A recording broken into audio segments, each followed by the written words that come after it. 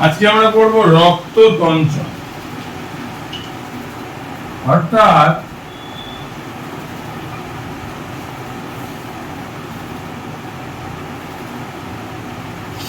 রক্ততঞ্চন অর্থাৎ রক্ত কিভাবে জমাট বাঁধে। প্রথমে আমাদের রক্ত যতক্ষণ রক্তবাহ অর্থাৎ রক্ত জালক, শিরা, ধমনী, হৃৎপিণ্ড এই সমস্ত অংশের মধ্যে আছে, ততক্ষণ রক্তের ভিতরে একটা জিনিস থাকে, তার নাম হলো হেপারিন। কি নাম? হেপারিন। এই হেপারিনটা যখন ওই রক্তের ভিতরে থাকে, রক্ত তখন জমাট বাঁধে না। তার কারণ কি?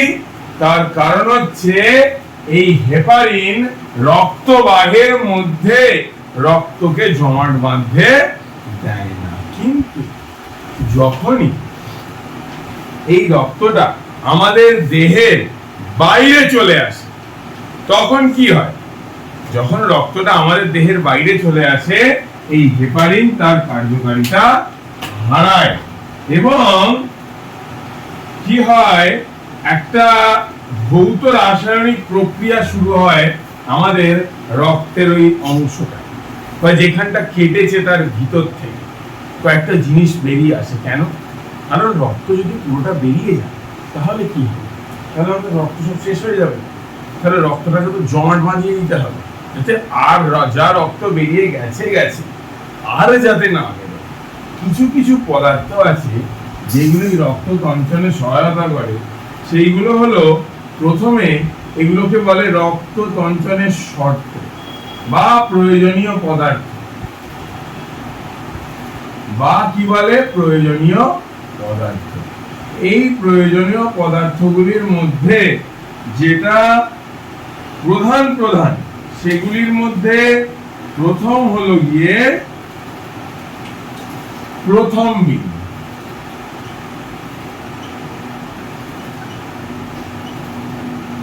আর ফাইব্রিনোজেন।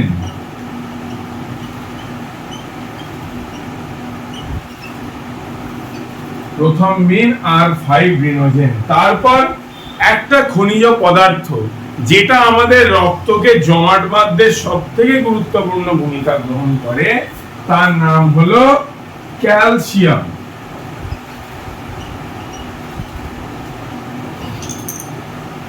আর একটা ভিটামিন, সেই ভিটামিন হচ্ছে কে। ভিটামিন কে, এটা কিন্তু রক্ত জমাট বাঁধতে খুব গুরুত্বপূর্ণ ভূমিকা গ্রহণ করে। আর আমাদের রক্ত জমাট বাঁধাতে আমরা পড়েছি, অনেক ছোট থেকেই পড়ছি, একটা রক্তকণিকা, তার নাম হলো কি? অনুচক্রিকা। এই জিনিসগুলো আমাদের রক্তকে জমাট বাঁধতে ব্যবহার করা হয়ে থাকে বা হয়, আমাদের শরীর ব্যবহার করে। এইবারে চলে আসি কিভাবে রক্ততঞ্চন হয়। একটা সুস্থ স্বাভাবিক মানুষের শরীরে রক্ত ক্ষরণ হওয়ার পর 12 থেকে 15 মিনিটের মধ্যে, 2 থেকে 5 মিনিটের মধ্যে রক্তটা জমাট বেঁধে যায়। যদি তার সময়ের মধ্যে জমাট বাঁধছে না, তার মানে তার হয়তোবা কোনো রোগ আছে। কিন্তু একটা স্বাভাবিক মানুষের 2 থেকে 5 মিনিটের মধ্যে রক্ত জমাট বেঁধে যাওয়ার কথা। তাহলে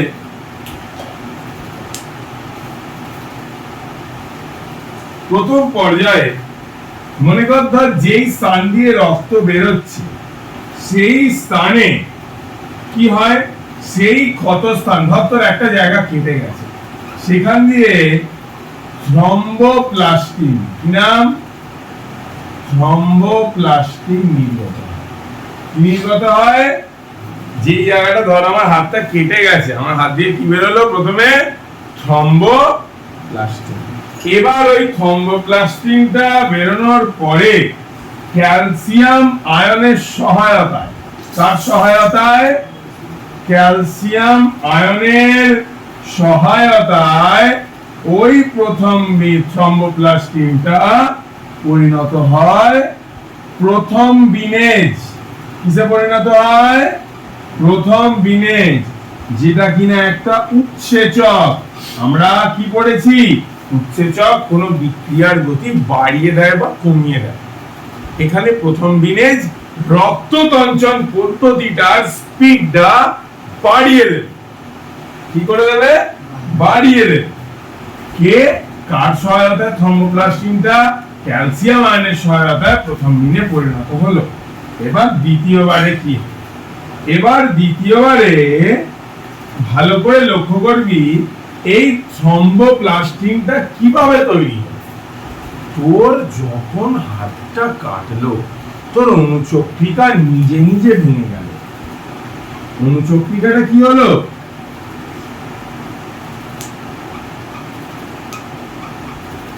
নিজে নিজে ভেঙে গেল, ভেঙে গিয়ে থ্রম্বোপ্লাস্টিনটা তৈরি করে। তাহলে আগে ছিল না, ভেঙে গিয়ে তৈরি করে থ্রম্বোপ্লাস্টিন। এবারে দ্বিতীয় পর্যায়ে আসছে কি? দ্বিতীয় পর্যায়ে ক্যালসিয়াম আয়নের উপস্থিতিতে এই যে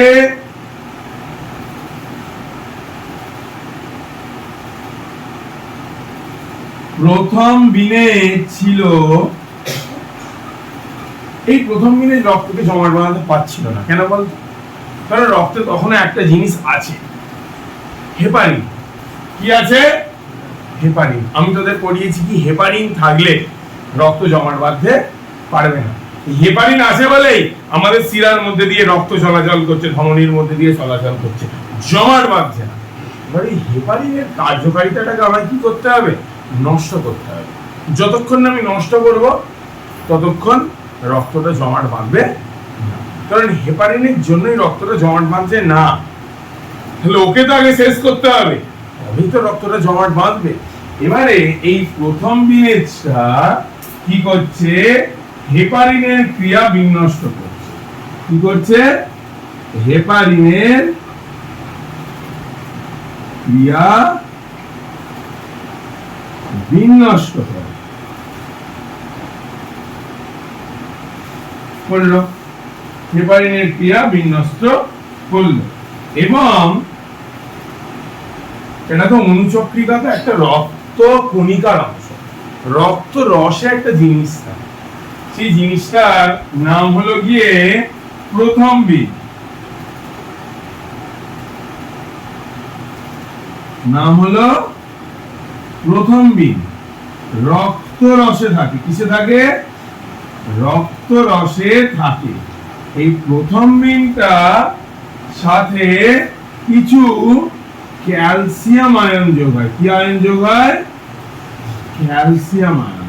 এই ক্যালসিয়াম আয়ন যোগ হয়ে প্রথম বিনটা থ্রম্বিনে পরিণত হয়। কিসে পরিণত হয়? প্রথম বিনটা থ্রম্বিনে পরিণত হয়। তাহলে এই যে প্রথম বিনেজ হেপারিনের ক্রিয়াটা বিনষ্ট করলো, নাহলে হেপারিন থাকলে রক্তটা জমাট বাঁধবে না। এবার এই রক্ত রসে থাকা থ্রম্বিনটা ক্যালসিয়াম আয়ন তো ছিল আমার আগে, কাজ করে যাচ্ছে, ওর সাথে যুক্ত হয়ে কি তৈরি হলো? থ্রম্বিন। এবার এই কাজটা দেরি হলে হবে? এই কাজটা হতে দেরি হলে হবে? হবে না। কাজটা কি হতে হবে? যতটা সম্ভব ফাস্ট হতে হবে। এবারে ফাস্ট হওয়ার জন্য একজন অলরেডি রেডি হয়ে বসে আছে, সেটা হচ্ছে কিনা উৎসেচক। উৎসেচকটার নাম কি? প্রথম বিনেজ। আমাদের দেহে উৎসেচক আছে বলেই খাবারটা তাড়াতাড়ি হজম হয়, নাহলে হতো না। জিনিসটার নাম হচ্ছে প্রথম বিনেজ।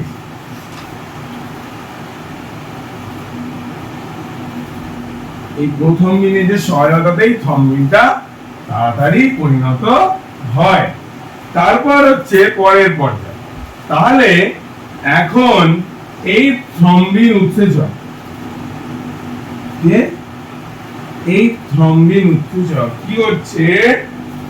রক্ত রসের হাইড্রোজেনকে ভিটামিন কে আর সিএ প্লাস প্লাস এর উপস্থিতিতে হাইড্রিনে পরিণত করছে। আমাদের রক্তে কি থাকে? ফাইব্রিনোজেন। এই fibrinogen calcium ion, vitamin K, calcium ion আর ভিটামিন কে এর সাথে যুক্ত হচ্ছে, ক্যালসিয়াম আয়ন আর ভিটামিন কে এর সাথে যুক্ত হচ্ছে, হয়ে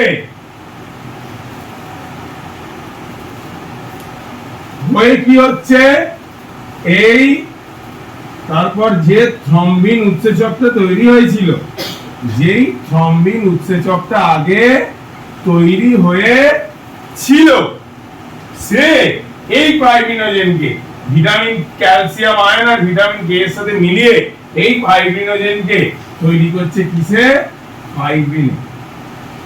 কিসে তৈরি করছে, ফাইব্রিন। বুঝতে পারলে কিসে তৈরি করছে, ফাইব্রিন। এবারে ফাইব্রিন একটা জাল সৃষ্টি করে, যেখান থেকে আমাদের রক্তটা বেরোচ্ছে সেখান থেকে একটা কি সৃষ্টি করে, জাল সৃষ্টি করে। এই ফাইব্রিন হচ্ছে হিসাব মতো একটা তন্তু জাল। কি হচ্ছে, একটা ফাইব্রিনটা হিসাব মতো একটা তন্তু জাল। এই ফাইব্রিনটা একটা জাল তৈরি করছে। এই জালে কে আটকাচ্ছে জানিস, এই জালে একজন আটকে যায়, দুজন আটকে যাচ্ছে। সেটা হচ্ছে আরবিসি আর ডাব্লিউবিসি, লোহিত রক্তকণিকা আর শ্বেত রক্তকণিকা। এই জালে আটকে যাচ্ছে, এই জাল বেরিয়ে যেতে পারছে না। এইভাবে আমাদের যে রক্তটা আছে সেই রক্তটা আস্তে আস্তে আস্তে আস্তে আস্তে ওই জালে আটকে আটকে আটকে আর বেরোচ্ছে। পুরো রক্ততঞ্চন পদ্ধতিটা এভাবে হচ্ছে। এইগুলো হচ্ছে কিছু গুরুত্বপূর্ণ পদার্থ, এইগুলো হচ্ছে কয়েকটা ধাপ, এইগুলো হচ্ছে রক্ততঞ্চনের কয়েকটা ধাপ। লক্ষ্য করে দেখ প্রত্যেকটা পদার্থ কেন তৈরি হচ্ছে, পরবর্তী পদার্থ তৈরি হওয়াতে সাহায্য করবে। এই ধাপটা আমাদের হতে মিনিমাম 2 মিনিট সময় লাগে, তবে রক্তটা সঞ্চিত হয়। কারণ আগে তুই বলবি আমার তো আগেই হয়ে যায়, তোর রক্তটা কতটা বেরোচ্ছে দেখ, সেই জন্য তো আগে হয়ে যাচ্ছে। এইভাবে আমাদের এইরকম তন্তুজাল তৈরি হয়ে ফাইব্রিনের আমাদের রক্তটা জমাট বাঁধে। রক্ততঞ্চন পদ্ধতি আমাদের মানব দেহে এভাবে সংগঠিত হয়।